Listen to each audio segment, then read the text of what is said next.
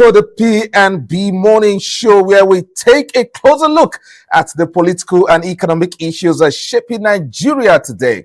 Now, this morning, we'll begin with the developments within the People's Democratic Party, the PDP, Nigeria's main opposition party, which is once again in the spotlight over efforts to reconcile its internal divisions after, after a series of leadership disputes, post-election tensions, and growing disagreements among key stakeholders, the party leadership is now proposing reconciliation as a pathway to rebuild unity and reposition the PDP ahead of the 2027 elections. But the big question many political observers are asking is whether these reconciliation efforts can truly resolve the deep-rooted issues within the party. Is this a genuine attempt to rebuild trust among aggrieved members? Or is it simply a political strategy to temporarily calm tensions within the ranks? At the same time, we will also examine another issue affecting Nigerians directly, the impact of petrol subsidy removal and the growing concerns about whether the sacrifices made by citizens are translating into real benefits for the country. With rising fuel prices, increasing cost of living, and questions about how subsidy savings are being spent, many Nigerians are asking, has the policy produced gains, or are citizens still bearing the pain without seeing results? So today on the program, we will be discussing two critical issues: what the PDP's proposed reconciliation work, and pain without gain, assessing the real impact of petrol subsidy removal on Nigerians. All you need to do is to stay tuned as we break it all down right here on the P&B Morning Show. So wherever you are, welcome to the program. I remain Omike Joseph Matthew. My colleagues will be joining me much later. And of course, this morning we shall be reporting from the streets again as we will try and look at the traffic situation in the Federal Capital Territory, and so many other issues are coming from the streets. So stay tuned, and we'll be going for a quick break. When we return, the newspaper review will be coming next.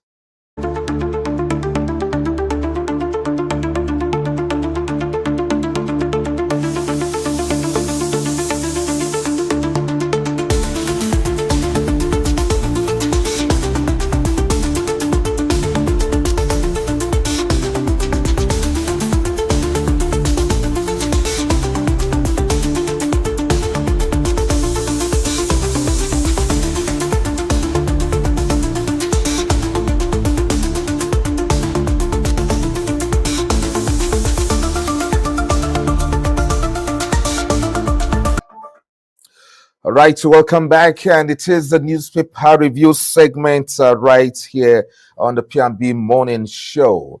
So let's begin with the very first paper we have for you this morning. It is, of course, the Nigerian Tribune. PDP crisis. We will negotiate from position of strength. Wike. We will negotiate from position of strength. Wike. So you see, the rider there, Wabara-led BOT rejects appeal court ruling, opens window for reconciliation. Another appeal court gives factions room for settlement. Okay, so the Nigerian Tribune is carrying the story of course, yes, the PDP crisis, a story. And this morning, like you heard, we'll be talking about that on the show. So, will the reconciliation work? So we'll move on with other stories, and reps prescribe 10 million naira fine, 2-year jail term for dual party membership. Reps prescribe 10 million naira fine, 2-year jail term for dual party membership. Okay, and Afenifere fought removal of forged certificate provision from new Electoral Act. Afenifere fought removal of forged certificate provision from new Electoral Act. That's really interesting there. And Iran wants oil may hit $200 per barrel as it attacks merchant ships. Iran warns oil may hit $200 per barrel as it attacks merchant ships. That's really serious there. Really, really serious. I must tell you. Scientists discover pill for sleep. Yes, for sleep what? I tried to get that one. Apnea, according to report. Scientists discover pill for sleep apnea, according to report. Okay, so that's coming from the health sector there. Defense minister meets service chiefs, says we are on top of rising insecurity. Defense minister meets service chiefs, says we are on top of rising insecurity. That's really interesting there. Nigeria on path to 7% growth as reform begin to stabilize the economy. So says Edun. Nigeria on path to 7% growth as reforms begin to stabilize economy. Edun. Professor Sheun Kolade writes for Tribune, begins Wheels of Reason column today. Okay, so that's a columnist who is joining this this table of the Nigerian Tribune. So okay, so check out his new column on the Nigerian Tribune. So that's it for the Nigerian Tribune this morning with those juicy stories for you. So let's now switch our attention now to the Nation newspaper. Wike backed PDP faction lists terms for reconciliation. Wike backed PDP faction lists terms for reconciliation. All right. That's really interesting there. You see the BOT meeting ahead yesterday. You can see the picture. Okay, I think that picture is not that of the BOT meeting anyway. All right. Now, we have other interesting stories there. House of Reps criminalizes membership of two parties. House of Reps criminalizes membership of two parties. APC senators now 84. APC senators now 84. So they are now dominating the House, well above 2/3. Is that also? Yes.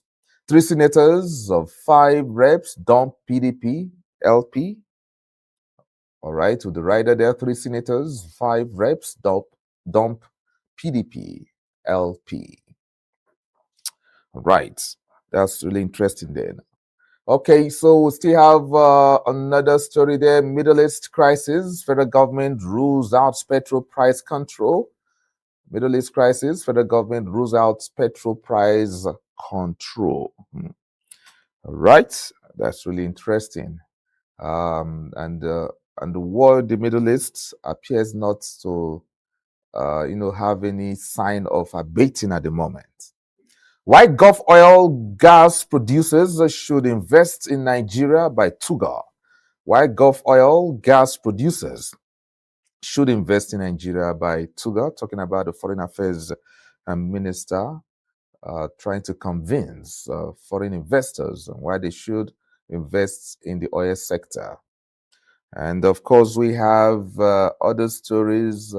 The other one they're talking about terrorist attacks, military on top of the games. Who says Musa, the Minister of Defense, are talking there. He met the security chiefs yesterday, and he's saying, of course, the military is on top of the situation. Right. Away now from the Nation newspaper, we try and move on to another paper this morning. Okay, this one is, I think, a regional paper known as The Hope. Ondo places dusk to dawn ban on Okada operations. Okay, Ondo places dusk to dawn ban on Okada operations. Orders Orders restriction of riders within 2 weeks as Amotekun parade 70 suspects. Okay, that's really interesting there. Ondo APC concludes State Congress swears in new executives. Electoral Act. Reps propose 10 million naira fine, jail for dual party membership. That's really good. Okay, so that's from the Hope newspaper there. And we'll now move on to another paper for you this morning. Let's quickly move on to another paper. The Daily Sun is up next, and let's see what the Daily Sun is talking about. Yeah, this Daily Sun is also talking about a party, the amendment to the Electoral Act 2026 by the House of Rep. And of course, they are carrying the headline, dual party membership to attract 2-year jail term. Offenders may also pay 10 million naira fine or both. That's from the House of Representatives there. As reps amend newly signed Electoral Act, dual party membership to attract 2-year jail term. So, thou shalt not be member of two political parties. That's what this bill, this amendment is talking about. If you belong to a particular party, do not go and belong to another party. If that is found, then you stand the chance of paying 10 million naira or going to jail for 2 years. That's really, really serious. PDP leaders set up reconciliation panel, hopeful of rebound. PDP leaders have set up reconciliation panel, hopeful of rebound. That's really interesting there. If you are watching us if you're watching us courtesy of YouTube, please do well to subscribe to the channel this morning. Yes, subscribe to the channel and of course like this broadcast so that many others can of course know that we are on. All right, so like the channel. You can also drop your comments on any of the issues you feel like dropping your comments, and we promise that we will acknowledge your comments live on the program. So all you need to do is to go to YouTube, and of course the handle or the channel is Politics and Business Television.English. Politics and Business Television.English, or that's TV. Politics and Business TV.English. Yes. And of course on Facebook at Politics and Business TV underscore English. Instagram and of course X is at P&B underscore English. So for YouTube is Politics and Business TV.English. So do well to subscribe to the channel this morning. So let's move on with the other paper online. Which one do we have? We have the Daily Trust. The Daily Trust. Electoral Act. Cross-carpet crackdown traps politicians. Cross-carpet crackdown traps politician. Yes, what this headline is actually talking about is still on the issue of belonging to this party and also, finding yourself in the other party. And there's a crackdown on it. The House of Rep have tweak the Electoral Act once more, and if you are found to be doing that, of course, you have a 10 million naira to vomit to the courts or go to 2 years in jail. So we'll continue with that with the Daily Trust. Yes, Middle East crisis, federal government warns of price shocks. Middle East crisis, federal government warns of price shocks. Okay, so the markets will definitely decide whether or not would decide the pump price of petrol or of fuel in the country. That's what the federal government is talking about. National Assembly redundant. Okay, that's according to Senator Ndume. National Assembly redundant. So check out that story there. on the Punch newspaper. Why is the National Assembly redundant, according to Senator Ndume this morning? World Kidney Day. Patients seek free dialysis as costs of treatment bites hard. World Kidney Day. Patients seek a free dialysis as costs of treatment bites hard. That's really interesting there. Family seeks reunion with Walida. Family seeks reunion with Walida. Remember the girl under the custody of the DSS recently? Yes, she's right now under the custody of the Jigawa state government, but she has not returned to the states as we speak. She's still here in Abuja, but under the state government custody.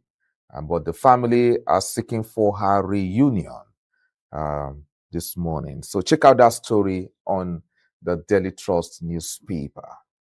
I will still have other interesting stories there at the bottom of the front page of the Daily Trust this morning. Bandits killed 15, injure many in Katsina, and Abuja, Benue, other states at risk of temperature soar. Yes, Abuja is already feeling that temperature soar. I must tell you, the weather is really, really, really, hot here in the Federal Capital Territory. And of course, the weatherman is saying that he's already predicting the weather to be very, very hot. Okay. All right. So you need to prepare for that. Abuja, Benue, other states at risk of temperature soar. And of course, we have another story there coming from the Daily Trust. Borno attack, service chiefs review strategies. Yes, as soldiers recapture base. Borno attacks, service chiefs review strategies as soldiers recapture base. Yes, that story is talking about the Nigerian army recapturing Igoshi. Igoshi in Borno State there, in Goza local government area to be precise. They've recaptured the village where terrorists, did a very terrible job last week. The Nigerian army have recovered the base. So if you check out the Daily Trust this morning, you have that story there. Okay, so let's move on from the Daily Trust and check out the Punch newspaper this morning. And the Punch newspaper is with the headline, Monopoly Fears Rise as Dangote controls a 14.4 trillion naira petrol market. Monopoly fears rise as Dangote controls 14.4 trillion naira petrol market. That's really interesting there. Nigeria spent 85.2 billion naira. Nigeria spends 82.2 billion, 2 billion servicing external debt in 2025. Nigeria spent 85.2 billion naira servicing external debt in 2025. Wow, that's really interesting. Electoral Act reps OK jail for dual party membership. You can check that out on page 7. So the Punch newspaper is also carrying that story this morning. Fear in Ondo communities as kidnappers tighten grip on Akure North. Fear in Ondo communities as kidnappers tighten grip on Akure North. That's really serious there. Oshun gubernatorial election. Yes, I think that's what that headline is talking about. Adeleke Oyebanji dream victory as campaign begins. Oshun gubernatorial election. Adeleke Oyebanji dream victory as campaign begins. It's all good. Joshua's uncle confirms boxers move to Dubai. Joshua's uncle confirms boxers move to Dubai. Talking about Anthony Joshua. So the uncle has confirmed that he may have relocated to Dubai. He's no longer in the UK. All right. Defense Minister orders operational overhaul after base attacks. Defense Minister orders operational overhaul after base attacks. Appeal court fallout. Makinde Bala splits over Wike peace deal. Appeal court fallout. Makinde Bala splits over Wike peace deal. That's talking about the PDP reconciliation, attempt. And so, what the Punch newspaper is reporting, as far as this headline is concerned, is that Makinde and Bala Mohammed may not be in the same train as the way or on how the reconciliation should go. And check out that story to find out yourself why these two allies are split over how the reconciliation should happen. So you get that juicy story there from the Punch newspaper this morning. Right. Okay, so the last but not least, maybe headline you should check out for. Okay, I think we just, all right. I think my producer has taken us back now. Now, Punch MD, editor-in-chief, joins World Editors Forum Board.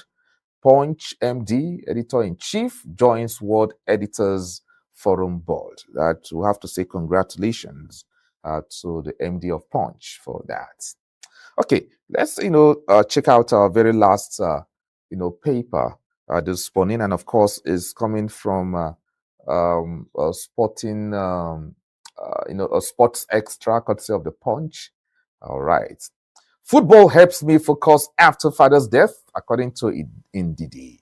Football helps me focus after father's death. That's Ndidi there. Okay. And Joshua's uncle confirms boxers move to Dubai. Okay, so Sports Extra has that story there. All right. Olise rules out Ballon d'Or chase. Olise rules out Ballon d'Or chase. Okay. That's Olise of Bayern Munich there, ruling out Ballon d'Or chase this morning. Okay, and Chill receives Agu Nwanwu injury boosts. Okay, right. So Eric Chill, that's the coach of the Super Eagles, getting reports of his two players' injury updates, and I think they appear to be good now. All right. And Iwobi vows Fulham will fight until season's end. Yes, that's Iwobi talking there. Vows Fulham will fight until season's end. Yes, the situation of Fulham lately is like they have some dip in form. They've been doing very well, but their recent outing has not been, what it used to be. DR Congo unveils playoff squad. DR Congo unveils playoffs squad. All right. So with this, DR Congo are very, very sure that yes, they are the one that will be going, that might be going to the World Cup, as far as the case between them and Nigeria is concerned in the front of FIFA. So, but for the Nigerian Football Federation, it appears they are still optimistic that a pronouncement will still be made to their favor. Okay. And yes, Barca gets Alvarez transfer boosts. Barca gets Alvarez transfer boosts. Enzo on PSG radar. Enzo on PSG radar. Enzo plays for Chelsea in the English Premiership, and it appears PSG trying to get him to play for them. And last night, yes, PSG, I think, defeated Chelsea in the UEFA Champions League. And it was a whooping victory. Yes, a whooping defeat. I should put it that way for Chelsea. Yes, PSG beating Chelsea by 5-2. Yes, and so the sports men will, of course, give you the details of all that during our sports segments this morning. All right, so that's all we have for you on the newspaper review this morning. And we'll be going for a quick break. When we return, we'll surely bring you some other juicy segments right here on the P&B Morning Show, right here on Politics and Business Television, Abuja. Still remain Omiki Joseph Matthew. Please do stay tuned.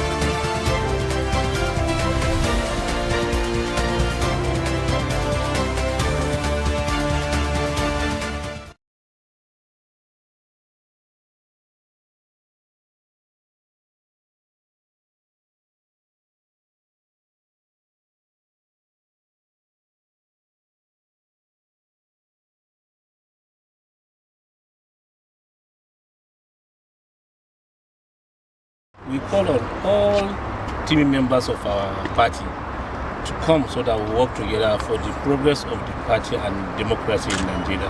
So we are not claiming that the victory is for individual or a certain group. It's a victory for all.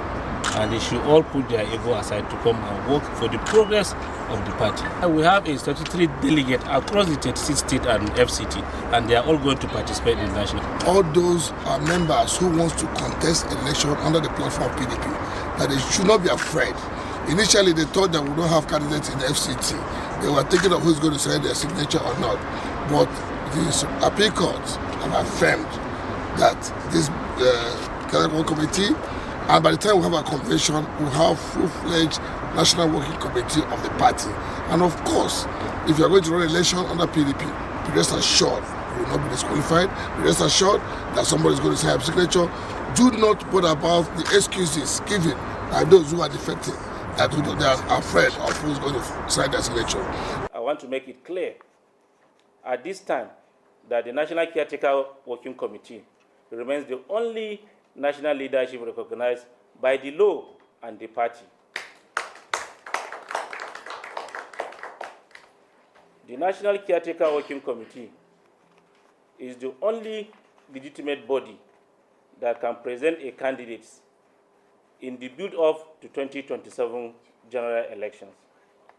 As such, I urge all stakeholders, party leaders, party members, and supporters to rally around the National Caretaker Working Committee as we prepare to approach activities towards the 2027 general election.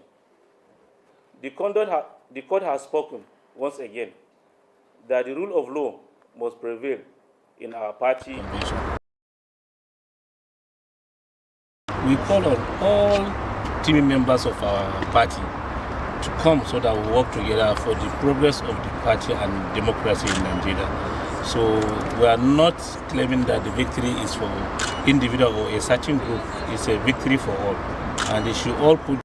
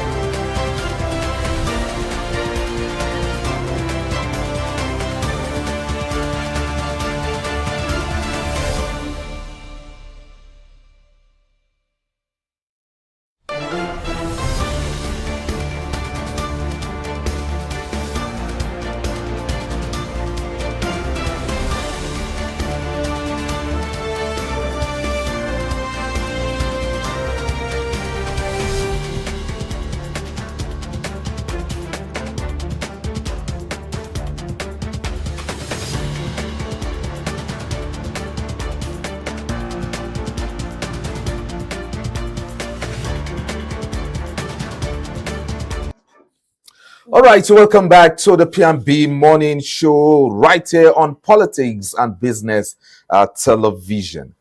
Okay, let's quickly dive into the issue at hand. That's the issue of the People's Democratic Party. Now, Nigeria's main opposition party, the People's Democratic Party, the PDP, has in recent months been battling internal divisions, leadership disputes, and growing concerns about its future as a viable political force ahead of the 2027 elections. In response, party leaders have proposed reconciliation moves aimed at bringing aggrieved members back to the table and restoring unity within the party.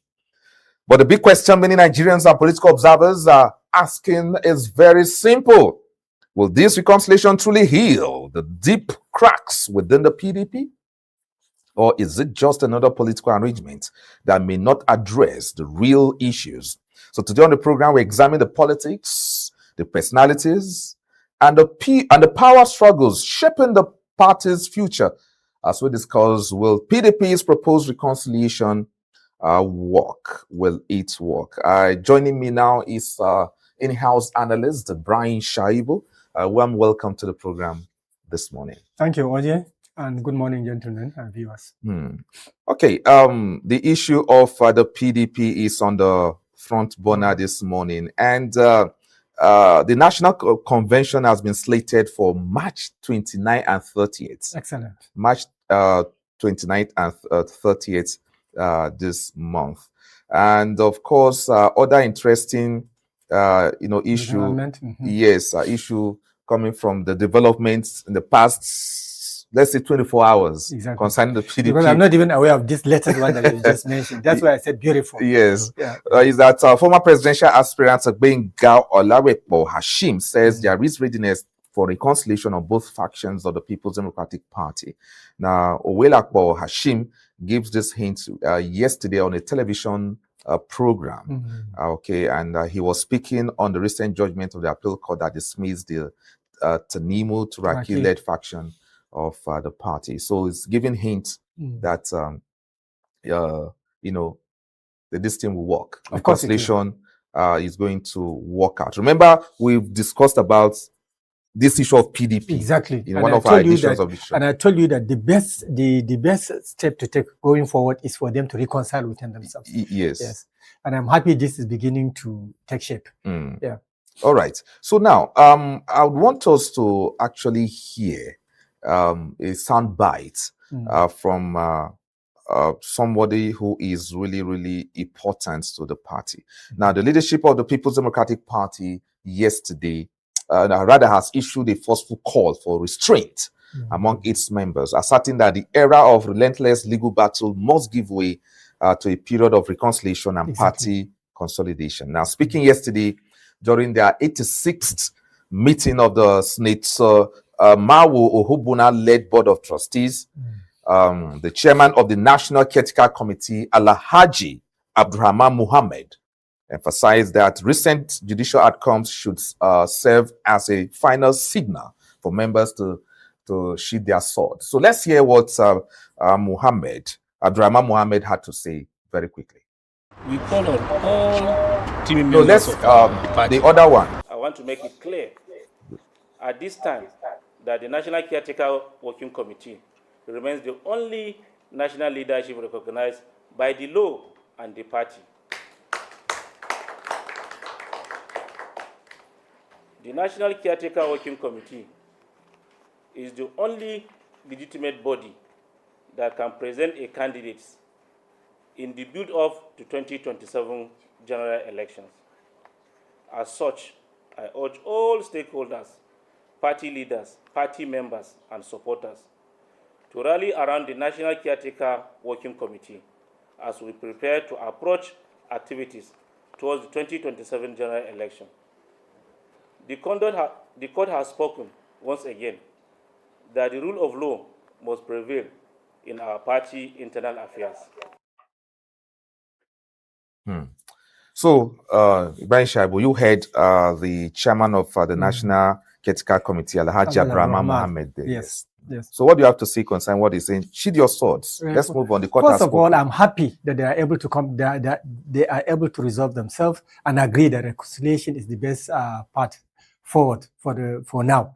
And then you see, if you remember in our previous discussion, I told you that the only option they have is for them to come together for democracy to be good in Nigeria, because we don't want to experience a situation whereby our election will seem like it's a one-party democracy. Yes. It wouldn't speak well of Nigeria as a whole. So PDP now bringing themselves together and then sitting to agree now to bring candidates to contest towards the 2027 election is a step in the right direction. What I'm thinking now is that all those factions, in fact, there is one silent faction that we are not even discussing very well, that former Jigawa State Governor's faction, Sule Lamido faction. Okay. They seem to be quiet, which shows which indicates a very good position, if you ask me, because they are not trying to create problems so far, and they will be dissolved into the larger reconciliation. You see, Sule Lamido does not really have a faction per se. If you recall, in the last convention, the Tenemu Turakilet convention, exactly, that's the court struck out now. He belongs to that faction. He wanted to participate. This May is about his presidential candidacy, I think, at that time. The major concern is that they want to like push him out. Of Not that ordinarily he would have participated, but they refused selling the form to him. That's why he went to court. Exactly, that was his greatest problem. So that is I like it, because right now with three very strong opposition, we can be safe to say that yes, Nigeria is ready for the 2027 election in a situation whereby we cannot be assumed to be running one party. You know, people are already saying, because all those governors are joining the APC. And you see, this reconciliation effort in the PDP will also bring about the end of this defection. Just recently, one of the PDP's governors was defected. Very unexpected quarter. I think the governor of Zamfara said, Zamfara, you see, if they are unable to control this, if they are unable to fully resolve their differences and come together, we will keep seeing all this defection taking place. And at the end of the day, towards 2027, we will not be seeing any reliable candidate to contest on the platform of the PDP. So I think now all different factions should come together, sit down. Just like I read yesterday, former Senate President is saying there is no more time for litigation. We don't have time between now and March. And I'm happy to hear that already a date for the convention has been set aside. I think I'm seeing light at the end of the tunnel, and I'm sure as this reconciliation is going on, people from the other opposing political parties also be beginning to ginger themselves and thinking of other political strategies, either to come together and form a formidable, big, strong opposition to the APC, or each one will now decide to go independently of the other. But I see a situation whereby maybe other parties will come and join to a kind of attack the ruling party APC. Yes, like ADC would like to come into some gentleman agreement with other political parties. But no, already the ADC is a coalition. Yes, the ADC is a coalition. The PDP might also maybe be asking other smaller parties to join their fold if they finally reconcile. But my only fear is still the fact that nobody knows what is going on in the mind of Nyesom Wike. Because, like I told you yesterday, it's not easy for Wike now to disrupt his romance with the APC. No, I cannot even say the APC, his romance with the current president. Because this one is his relationship between him and the president, and not even him and the APC. Because up to now, we have not seen any move or we didn't hear anything that Nyesom Wike is already in the APC or even shows interest in becoming party member, card-carrying member of the APC. So his romance for now is with the president. And I don't see this romance dying anytime soon. So that is just my fear. When he has spoken yesterday, and what Wike actually said yesterday is that those who are calling for reconciliation should do so with honesty and sincerity, including himself. No, but he feels that those that are coming now should do that with honesty and sincerity. So you know that whether they like it or not, his camp remain firmly in control of the party. I think these are kind of the rhetorics that That is is it. actually offending the You other understand? opposing side. You understand? He has this kind of bringing out whatever. You know, if you, for you to be a very good politician, there are certain statements you always try to refrain from mentioning them, particularly in public, because media has a way of amplifying whatever a leader like that says. Just yesterday, we are talking about who says something. We are talking about statement made by one politician, Gumi. You see, when you reach a certain figure, when you become a certain figure in the society, there are statements that you should always weigh before you say them out. And I think Wike has this problem. You understand? That is why still, even though they want to reconcile together, come and then chart a new path for the party as against 2027 election, there are some of them that are still entertaining fear, although they did not come out publicly to declare those fears.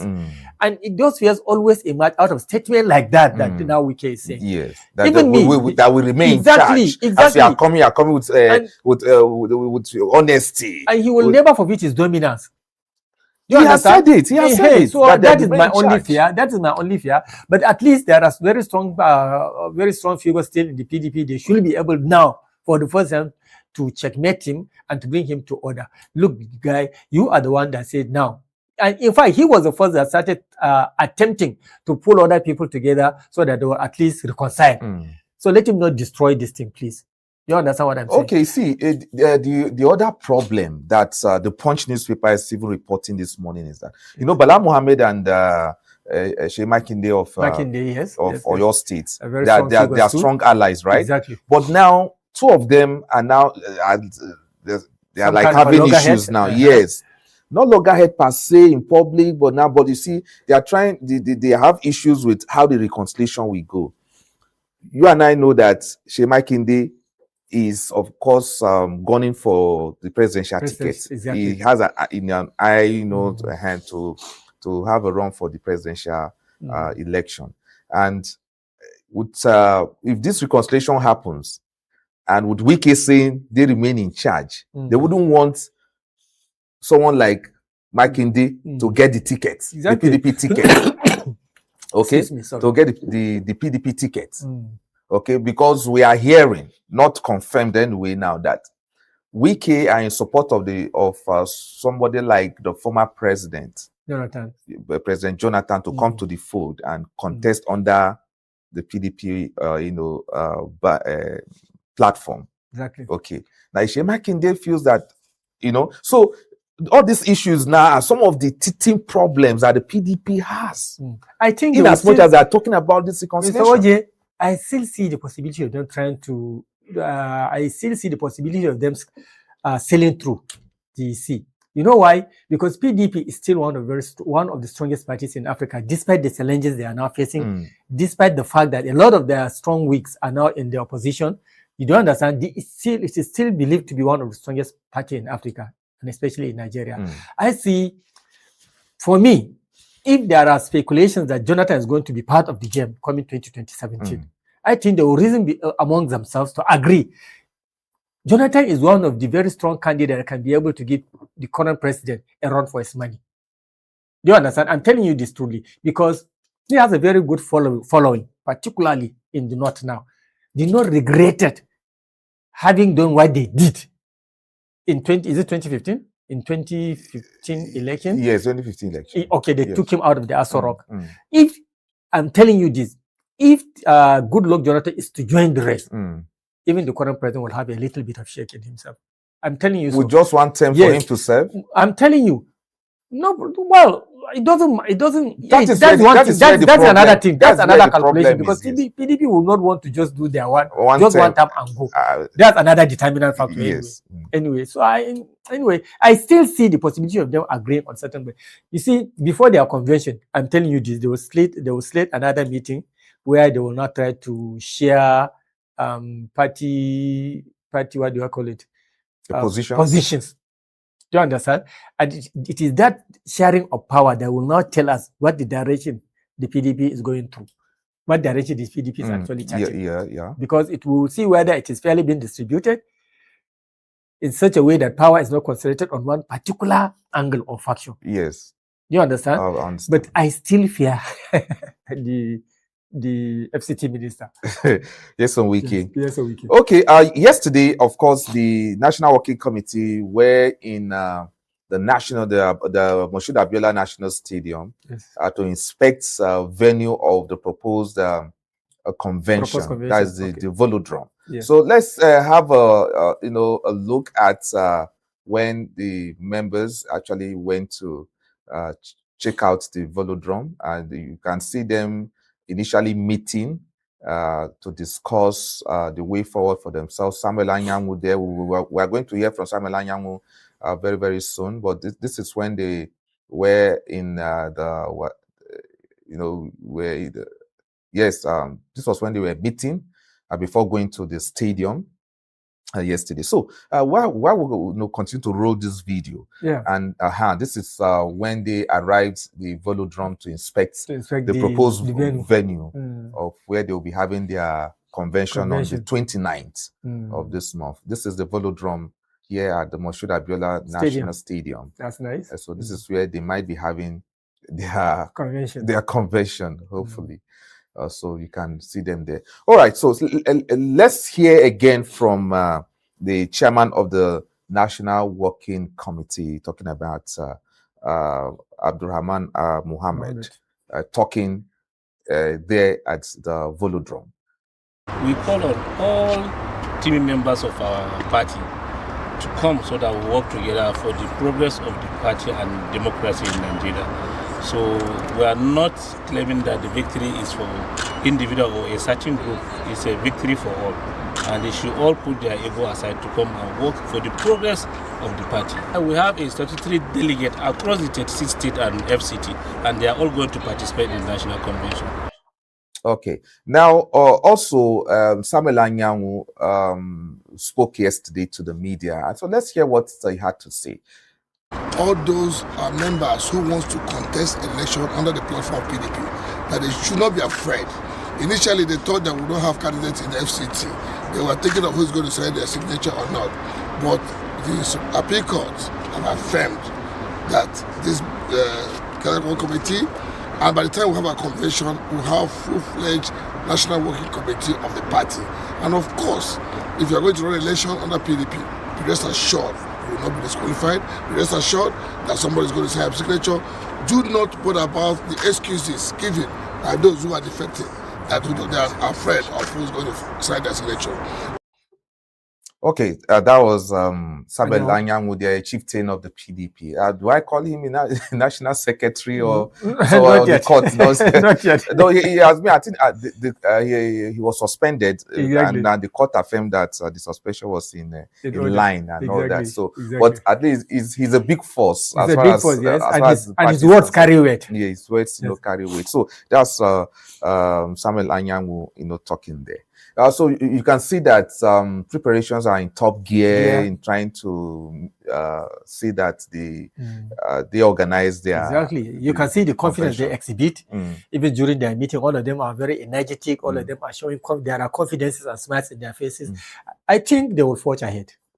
All right, you think that the PDP will forge ahead, but do you think that on the streets that Nigerians will really take all these moves really serious at the end of the day, or is it because of the fears we raised earlier, was it on Monday or Tuesday on this show, that look, if they don't between now and May 30th, when when they don't do something, they may lose the chance of see, let me talk as personally as an individual. Yes, I think they can make impact in the elections in the coming 2027 election, and then they can even give the current government a run for their money. You see, personally, and looking around what is happening in the society and on the street, people are tired with this administration. There are so many things that's going wrong in their lives, in people's life. They are only looking for the possibility of a party and opposition, a strong opposition that can challenge the status quo. Do you understand? So I think the PDP and the other opposition parties are also aware of that. That is why we are calling on the federal government. If there are certain mechanisms they can put in place to improve the life of the citizenry, this can also help them. We are talking here because politics is all about the welfare of the citizens. When you come for campaign, you always try to convince the electorate that this is what you are going to do to improve their lives, isn't it? But looking at what is happening currently within the street, everybody is crying. Very high inflation rate. Price of petrol always going higher and higher and higher. The standard of living ordinary Nigeria is coming lower and lower and lower. Okay, you can understand this. And when you go to public hospitals, you cannot even afford. There are not even proper services in the hospitals.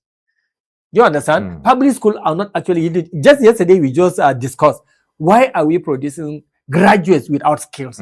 So even when you go to primary and secondary school, the same obtains. So you understand? There are so many anger, there are so many discontent, there are so many problems in the life of the ordinary citizen. And maybe the PDP and the other opposition party, the LP, the ADC, can take advantage of that and believe that, look, if we can bring ourselves together and coordinate and arrange toward that 2027 election, even if we do not defeat the party, we can at least make our impact felt.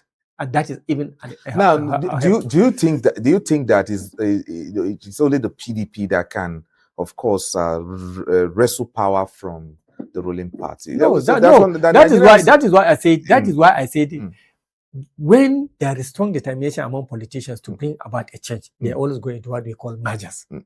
You understand? Yes. And then between now and that time, there is still chance. You can remember at what time the ADC and the that Buhari's party, CPC, yes. They were able to quickly come together and form a merger. It's never too late to do that if the determination and the political will is there. But apart from that, each party can can go into the election independently. Do you understand? And still make its impact felt. Maybe by way of having more members of the House of Senate and House of Representatives, by way of having their governors placed in strategic states. Do you understand? Yeah, not concentrating most of the states in the hands of the current party, the ruling party. Yes. Right now, if you look at it, about 31 governors are under the broom. I think only 4 are under the umbrella. Yes. You understand? So I see they can still do something. I'm a believer that it's about time. It's about time we have a very strong opposition in our democracy. In our democracy. Yes. All right. You're still watching P&B Morning Show. We're going for a quick break. When we come back, we'll continue with the discussion. Please stay tuned.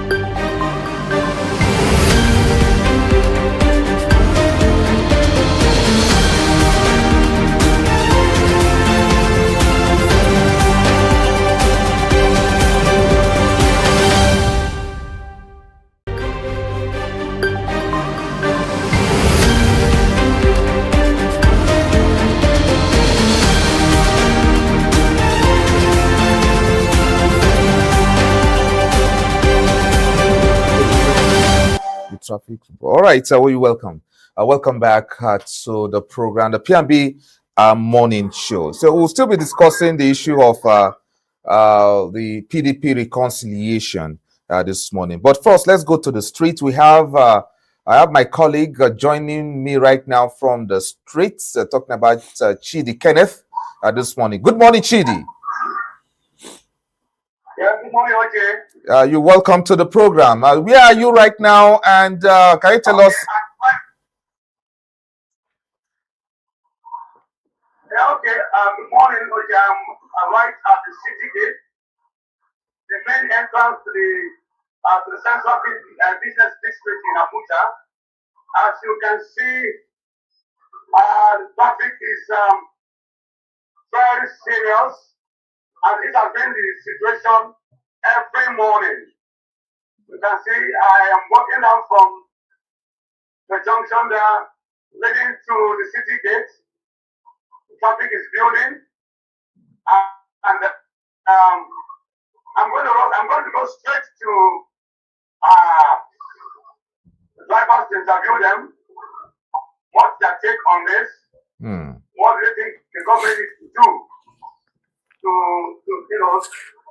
soften this whole problem? This is interesting to know that this is the popular, most used route to the airport. So many parts of Nigeria, ranging to Lagos, ranging to Lokoja, Ibadan. This is a major road. Okay. It's a major road for us. All right. Kenneth, if you can hear me, we've lost visual from you. Please, can you put on your camera so that we can see you? If you can, please do that quickly. The visual from you has been lost from your end there. Okay, I hope that we'll get Kenneth back, and of course get his reporting there from the city gate. Okay, yeah, yes, of course. Can you see me now? Yes, I can see you now. Continue with your reporting, please.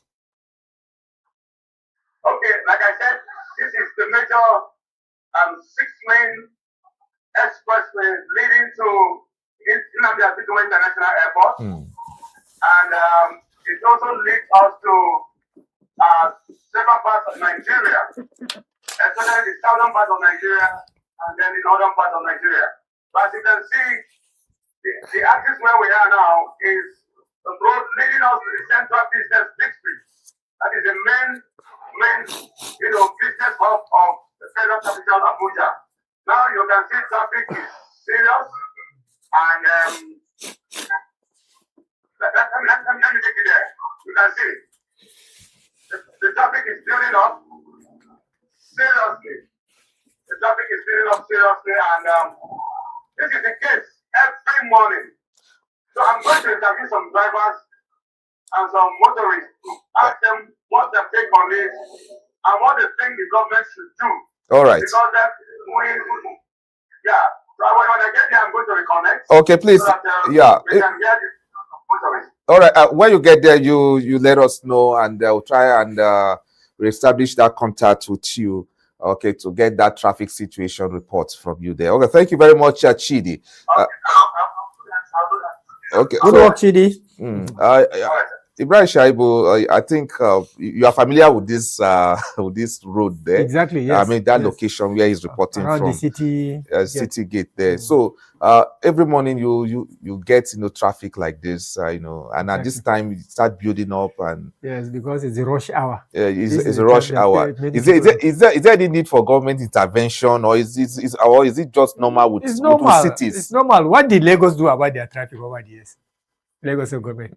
Lagos is one of the cities that people wake up as early as 4:30 to begin to go to office. So these things like this are very natural. Even buildings, flyovers cannot adequately take care of the problem. Although it may reduce it. Yeah, but do you think so? Where there is a proper transport system, one thing that we can acknowledge here in Abuja is that there is no proper transport system. Of course. Now that problem is there. Yes, and the reason why this kind of traffic will always be a problem in our cities because everyone wants to buy a car. Yes. If there were to be a proper transport system, you may be coming to work without bothering using your car. Exactly. So I think that is that not like a way of that is good. That is also good. Yes. Because it may even help your economic situation. Yes. At least there is availability of public transport around. You can always go to work easily without having to buy your own car.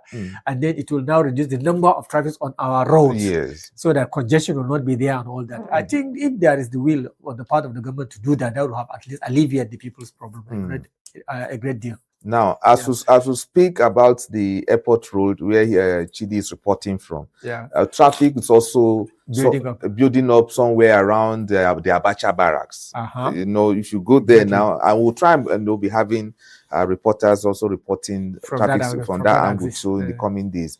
So you will see that definitely that area, people coming to work from the Nasarawa State axis, exactly. at the Marabanyanya, center, the city exactly. center. Yes. Well, so if you don't wake up early to come to work, you You just are- be stuck. You are on your own. You are your own. when You it are comes going to Oyo. Exactly. All right. Okay, so we'll return back to Chidi once he's ready for us. He promised that he's going to speak with one a motorist or a passerby, whoever he's going to speak with to talk about the traffic. Okay, so we will link up with him once more. So I'm back to the discussion very quickly before we wrap up. Yeah.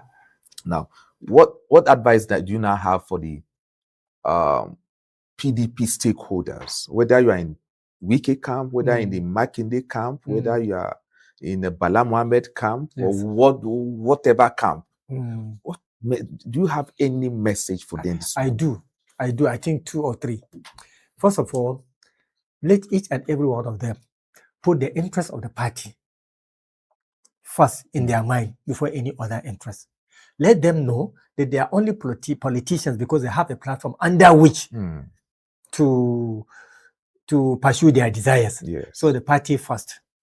And then secondly, let them select people that also have the interest of the party, not interest of one particular person in their minds. And then 3, let them always make sure that they bring together all their members all across the state and speak with one voice, with honesty, that we are doing this thing not because of one particular person, but because of the interest of the party.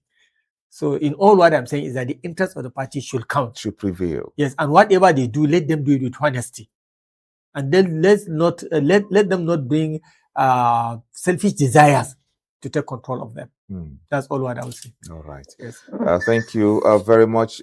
It appears Chidi is back, and let's hear from him again. Chidi, you are back, and what do you have for us?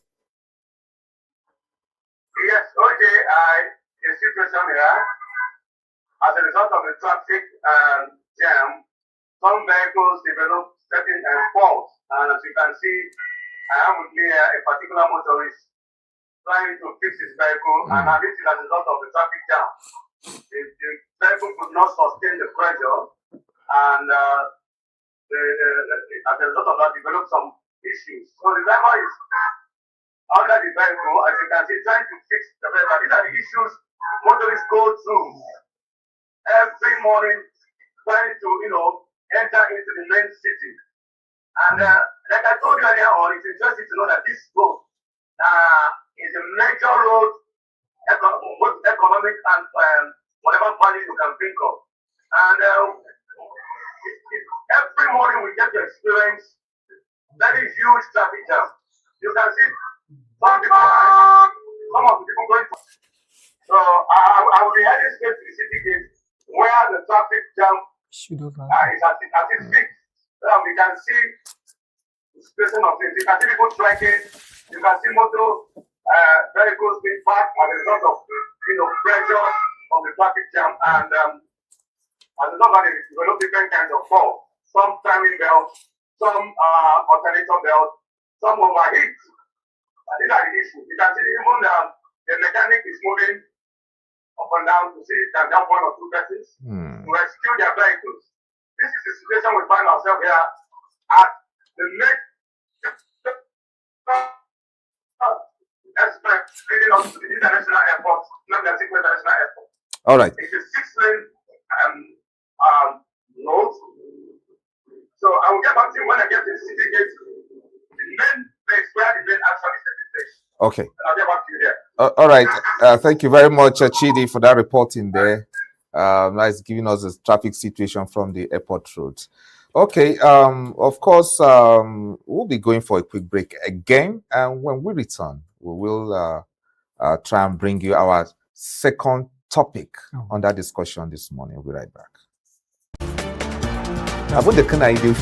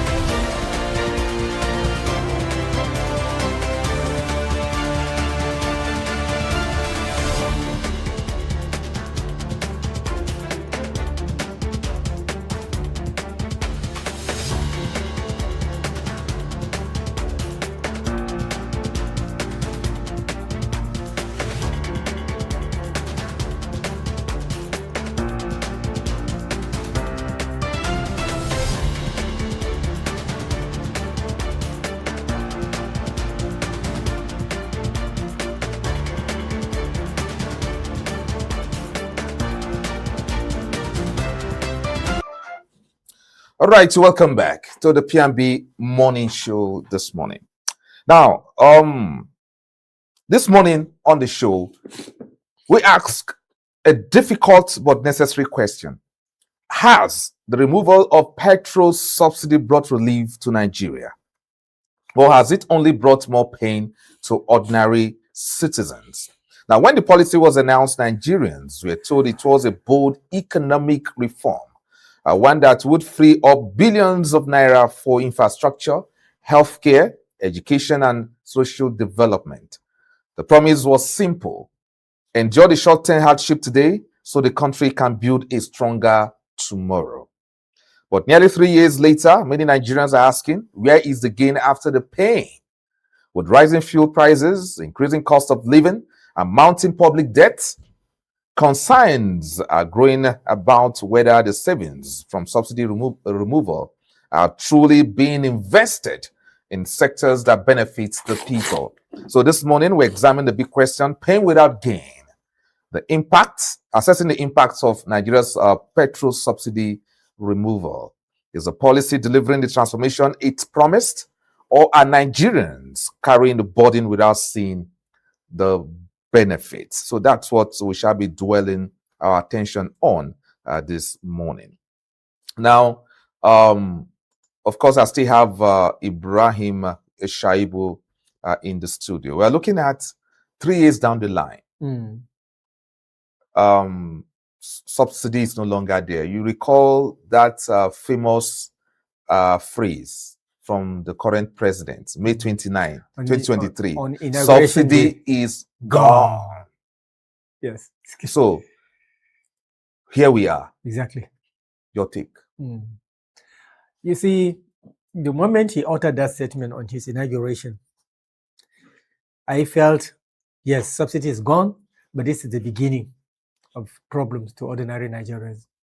Policies like that are policies that are actually intended or put into, organized by the Brentwood institutions solely to protect their own interests and Western interest.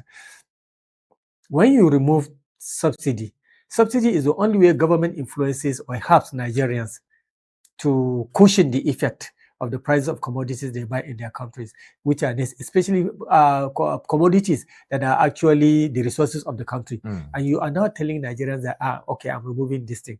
From that time till now, Nigerians' life, the life of the Nigerian citizen has never been the same again.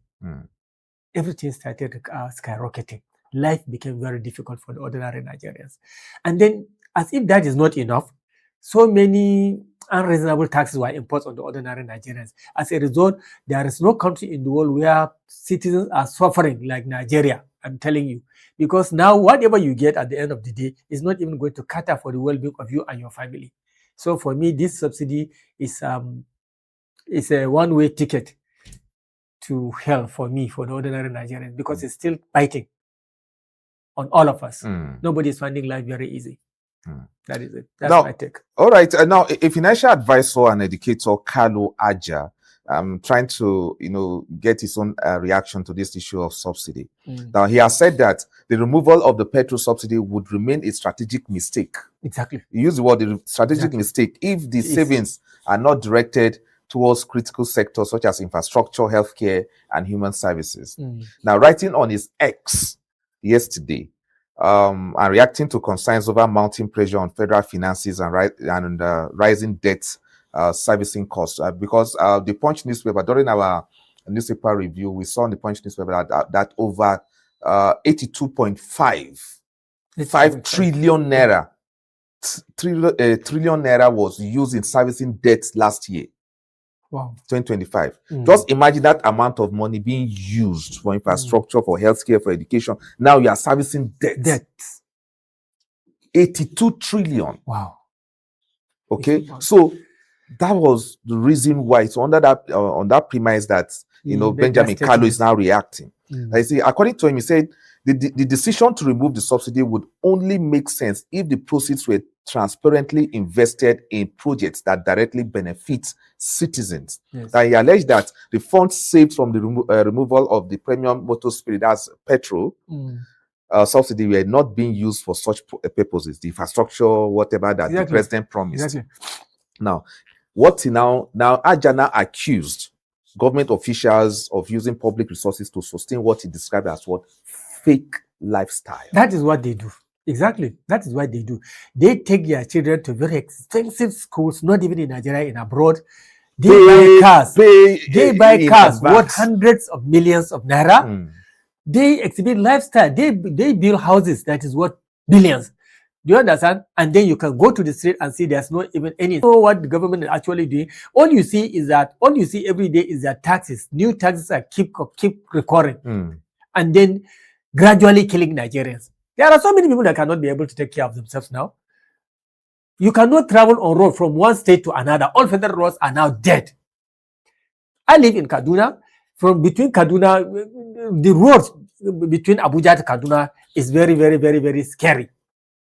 You can be a witness to that. I don't know the road from here to Benue. How is it? Is it okay? Well, then where are the monies going to? All this money you are collecting as tax, where are they? Where are you putting them to? There's no any infrastructural development. You are not improving the life of the citizenry. You are not even improving schools. You are not equipping hospitals. Do you understand? And you now came and say subsidy is gone. We are buying the fuel that we used to buy, this 600 or something naira, is now 1,350 naira.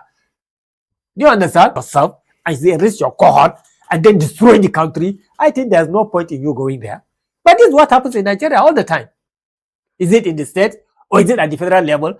They don't even have a blueprint. See, there are very few Nigerians that can seek political office while having a blueprint of what they are going there to do. Because they know at the back of their mind, the only thing they are going to do is to enrich themselves, load the treasury, and then expose individuals and citizens to hardship. That's what they do. That's why nothing improves in this country. Nothing at all. Nothing. There's nothing that's going on fine in the life of an ordinary Nigerian. They are dying every day because of insecurity.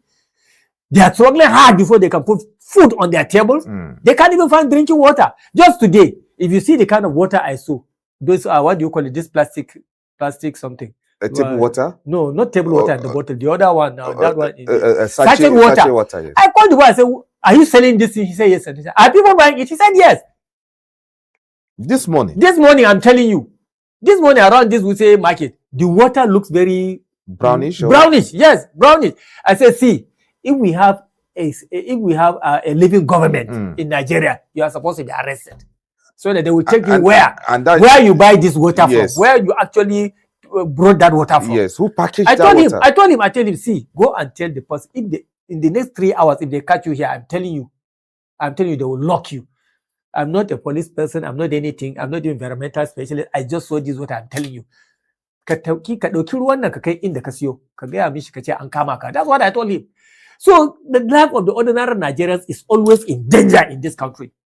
The only time you see them paying attention to the constitution or this is what the law says is when it directly challenges their ambition. Yes.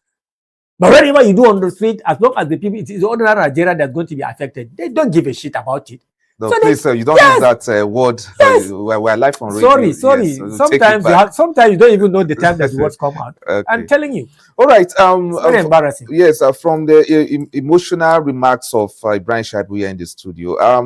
Workers are actually groaning as we speak under the weight of the soaring fuel prices that have pushed transportation and living costs sharply upwards. Workers across the country, because now, although why this may not be related to the issue of the subsidy issue we are discussing, it may somehow is even related, even though it is. That's why I said workers. You said yes.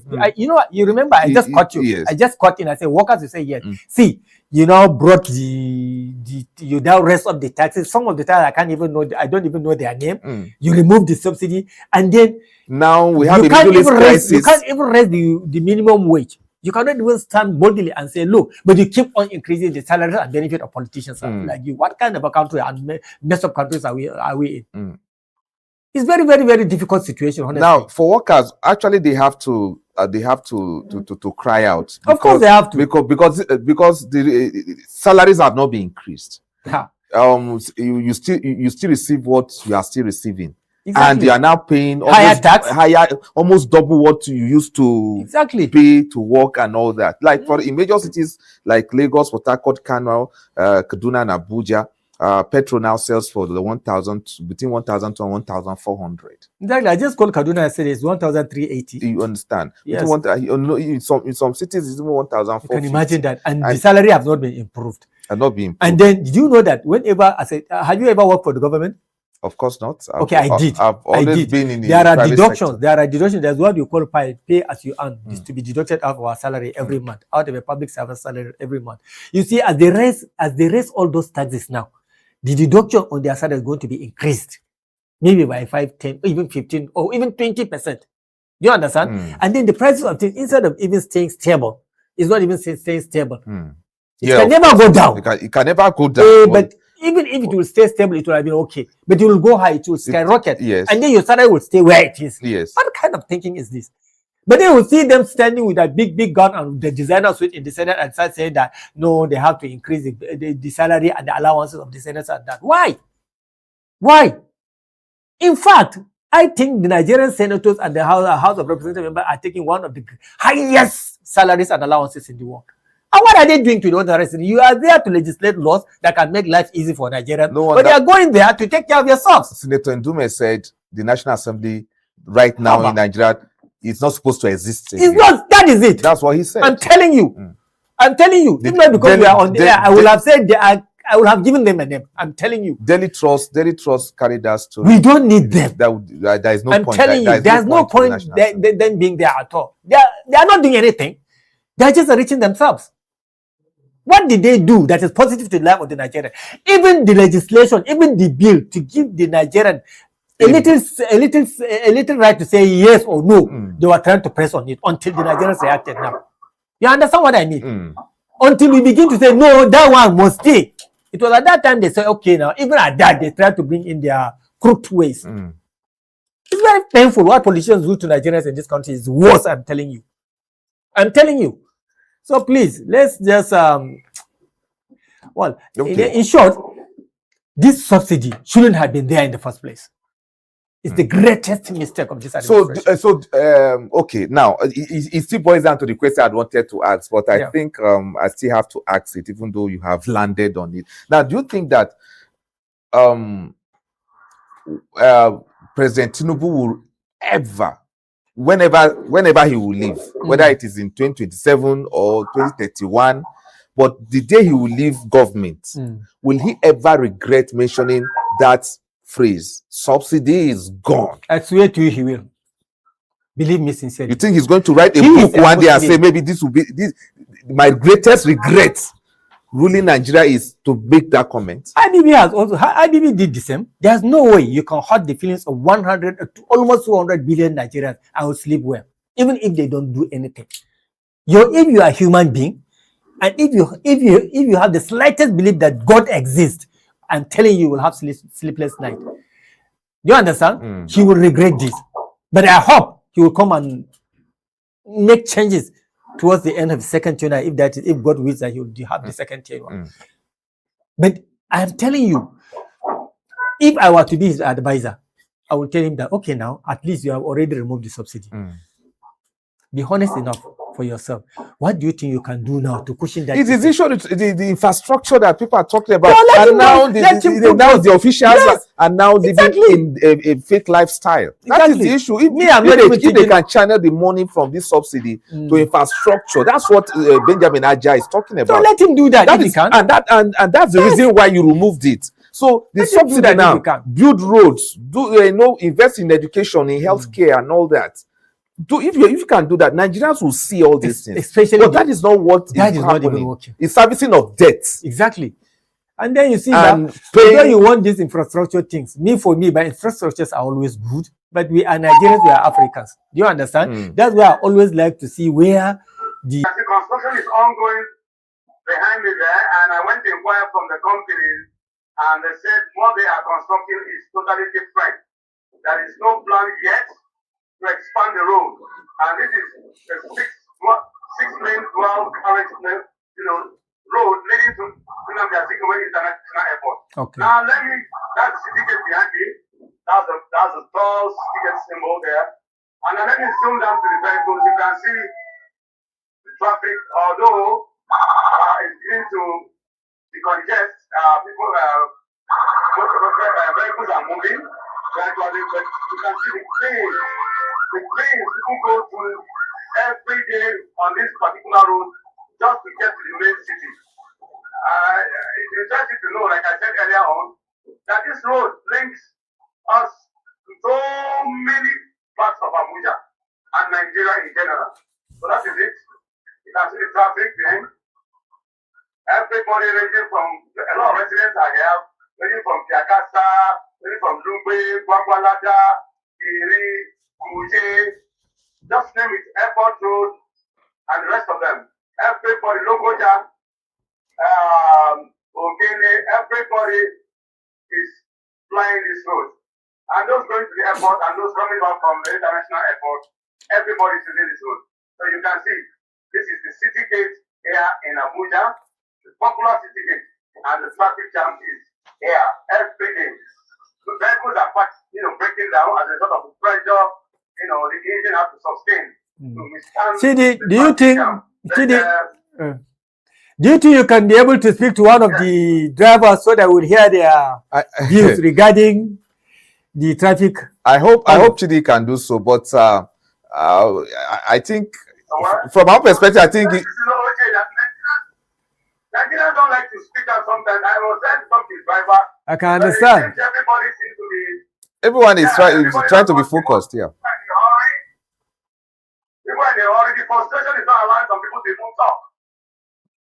All right, Chidi, thank you very much thank you very, very much. We appreciate your reporting this morning. Reporting for Politics and Business Television. Thank you. All right, thank you very much. We appreciate your reporting this morning. That's a traffic report there. And we are still seeing picture of the traffic. I think, is this what we call go slow?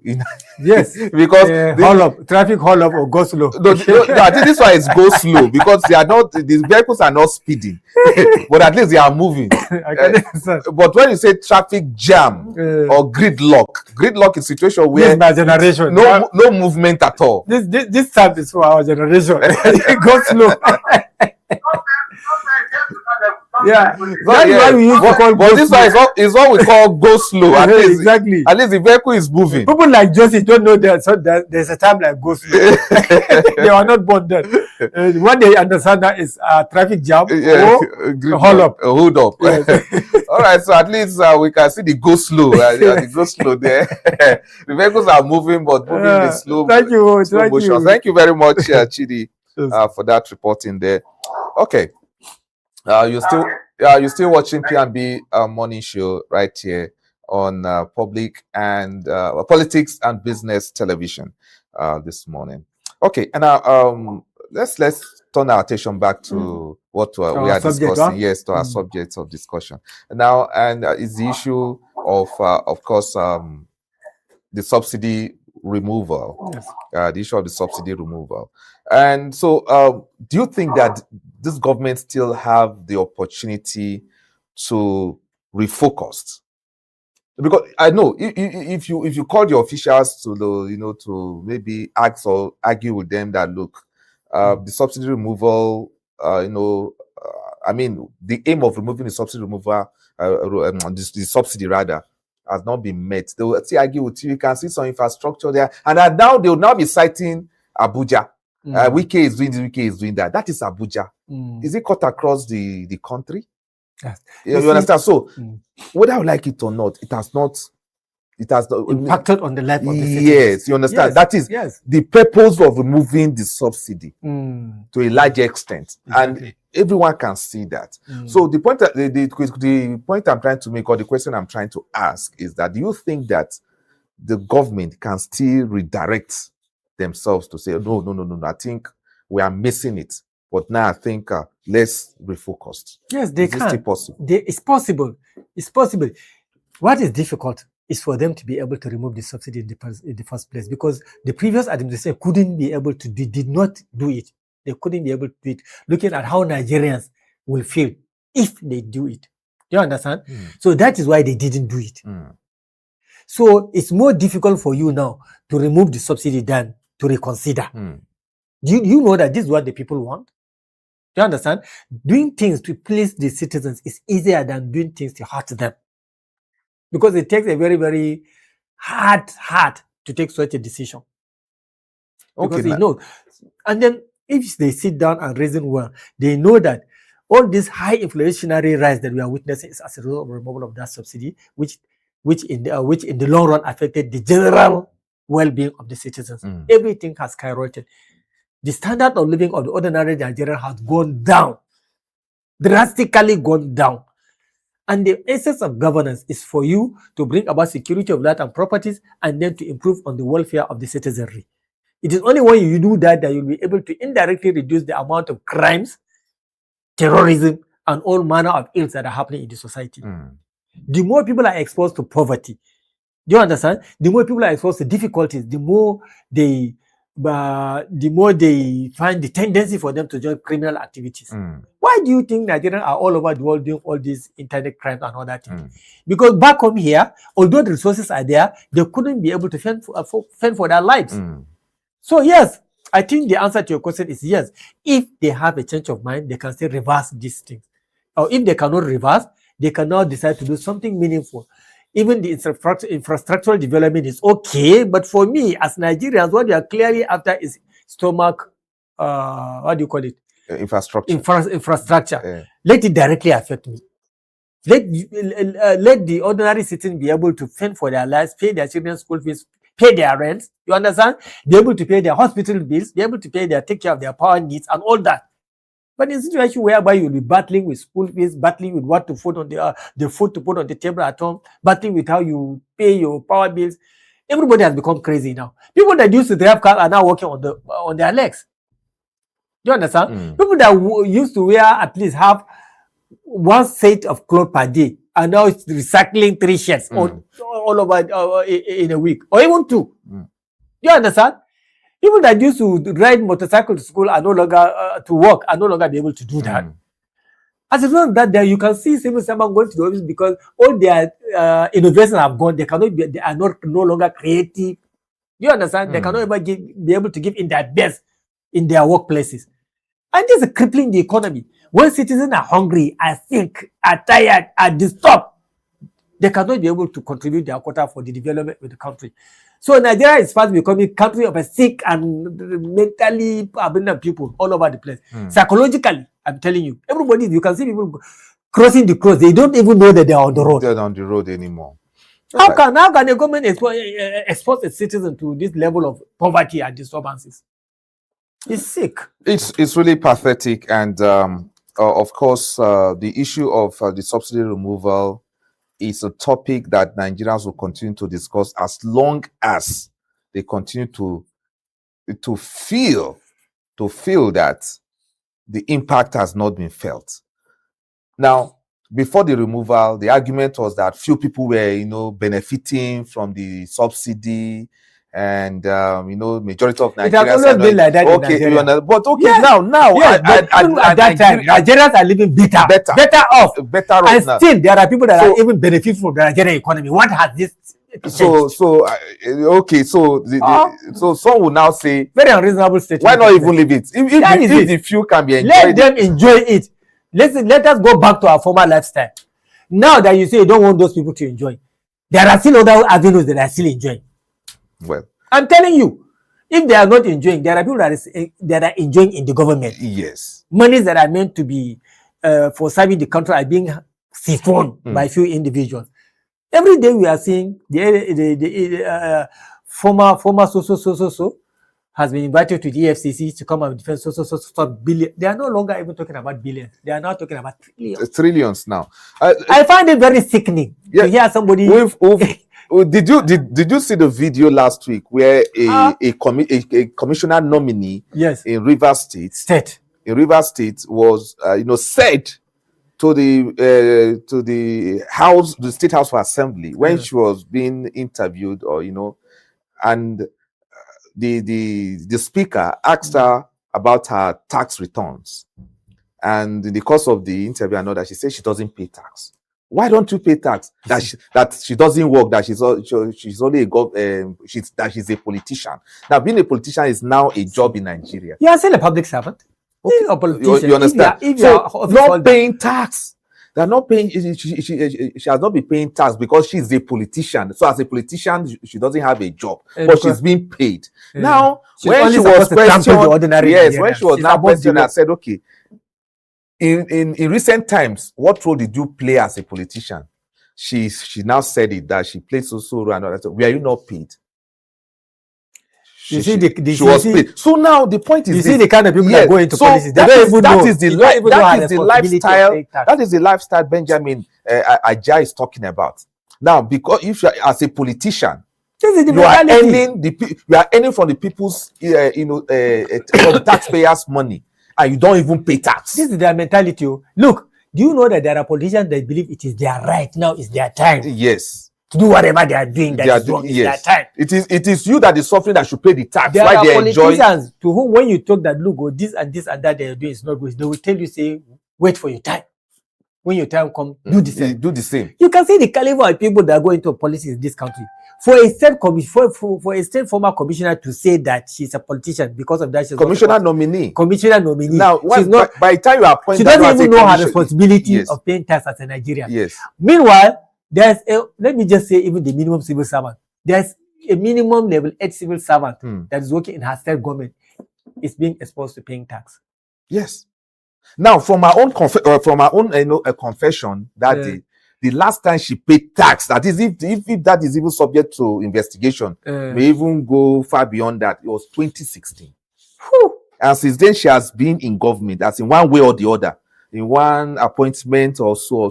But because she's not working like you and I, she has not been paying taxes since 2016. And somebody is telling us they're removing the subsidy because very few people are benefiting from it. See, that statement in itself is shaky. I'm telling you. Because if very few people are benefiting from the subsidy, now that they remove the subsidy, at that time, people are not exposed to all this difficult lifestyle. Yes. They are still able to fend for themselves. They are still able to take care of their children's school fees. They can still manage. You understand? And they can still go to the filling station and buy fuel, even though sometimes there may be queues, but they can still buy it at a cheaper rate as compared to now.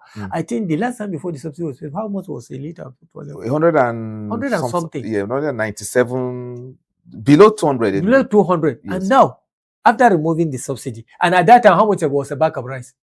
Around less than 30,000. 22, 23,000. Yes. That was the price of rice at that time. That was when subsidies was being paid. You know, the meaning of the word subsidy in itself means help. Yes. Help is another synonym for subsidy, to cushion the effect for you. And what government doesn't do this?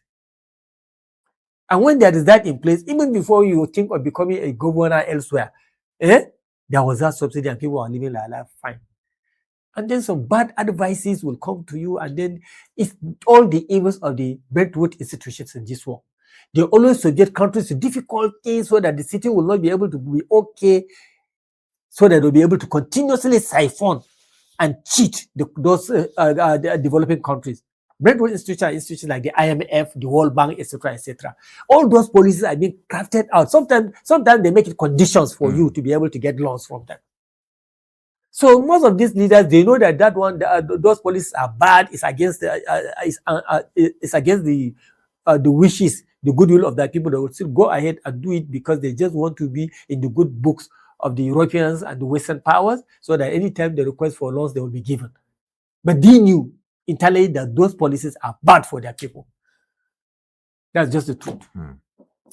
Well, I must thank you for your insights this morning. But before we go, let's quickly look at this development. The Senate yesterday confirmed renowned tax expert Taiwo Oyedele as Minister of State for Finance. So the lawmaker charged him to deploy his extensive experience to fiscal policy reforms to strengthen government revenue generation and improve Nigeria's economic management. So move to your urbanization. All right, so we want to congratulate Taiwo Oyedele for scaling through the I hope we are not Senate going to see another new tax on us. Once we are suffering, it's enough. is the man behind this new tax reform? That's what I'm saying. You know, Even in his new position, I hope he's not going to give more advices so that we will be exposed to more taxes. it's hard to implement the current one that has been passed. So, that's his own. So, say congratulations to Oyedele there. I will hope that he's going to bring his people-friendly policies. Yes, you know.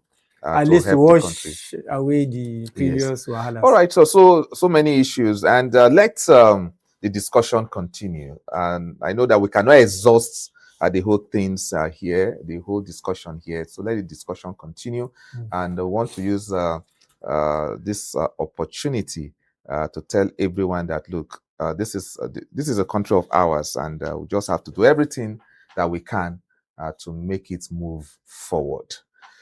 So on this note, I want to thank everyone for being parts of the program. And Ibrahim Shaibu, thank you very much. Thank you, OJ, for having me. All right. It's nice to always be here. All right. And yes, my colleague out there, Chidi Kenneth, we also appreciate him for reporting from the traffic this morning.